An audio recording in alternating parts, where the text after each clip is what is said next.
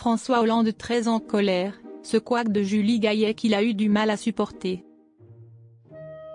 Dans la vie, Julie Gaillet est très maladroite. Dans On marche sur la tête, Fabien Lecoeuvre a raconté des anecdotes amusantes sur la femme de François Hollande. Ce lundi 4 novembre, Cyril Hanouna présentait un nouveau numéro de son émission On marche sur la tête. Comme à son habitude, l'animateur de C8 a évoqué l'actualité avec ses chroniqueurs. Pour l'occasion, Fabien Lecoeuvre est revenu sur la relation de François Hollande et Julie Gaillet.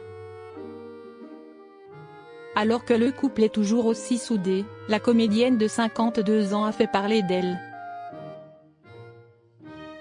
Il y a quelques jours, elle s'est livrée, en effet, avec franchise sur un trait de sa personnalité méconnue du grand public. Elle a avoué que si est une vraie gaffeuse, a-t-il confié. Et de poursuivre, elle s'est prise une porte vitrée en pleine figure. Souvent, elle appelle François par le prénom de ses ex. Des gaffes qui ont amusé l'équipe du plateau de l'émission. Quand François Hollande l'appelle, elle ne reconnaît pas sa voix.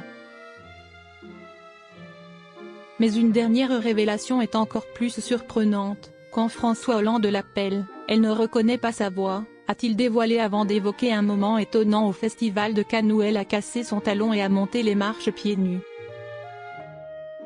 Il faut dire que Julie Gaillet assume ce trait de caractère amusant.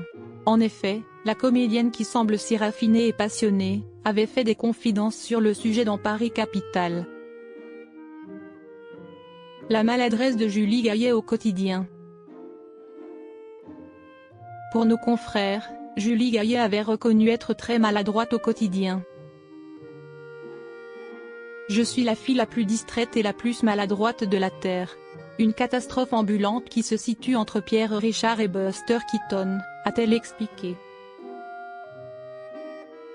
La femme de François Hollande avait alors raconté ces situations évoquées par Fabien Lecoeuvre. À l'issue d'un dîner chic dans un restaurant, j'entraîne malencontreusement la nappe et toute la vaisselle qui s'écrase au sol avec fracas devant les convives atterrés.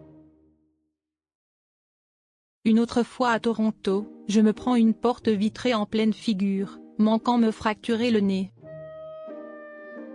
Quant au festival de Cannes, je me casse un talon sur le tapis rouge, ce qui me vaut de me retrouver pieds nus, en haut des marches, mes chaussures à la main, avait-elle conclu.